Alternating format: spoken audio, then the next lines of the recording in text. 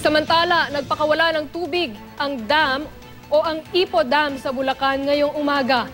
Ayon sa Pag-asa, sa ulat ng DZBB, umakyat na sa 101.39 meters ang level ng tubig sa Ipo Dam. Kaninang alas 6 ng umaga, nalabi sa high water level nito na 101 meters.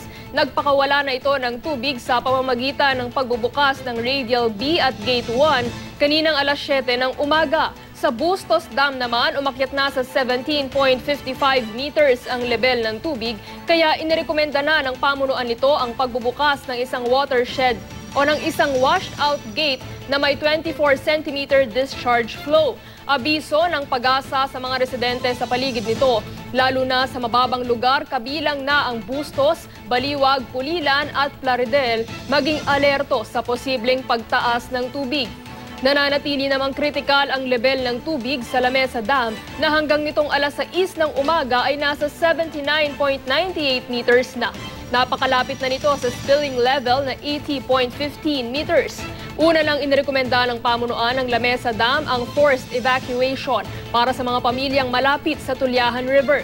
Kabilang na riyan ang mga nakatira sa mga bahagi ng Quezon City, Malabon, Navotas at Valenzuela. Tumaas din ang level ng tubig sa 5 iba pang dam sa Luzon, kabilang ang Angat, Ipo, Lamesa, Binga at San Roque. Bumaba naman ang water levels ang Buklao, Pantabangan, Magat at Caliraya Dam.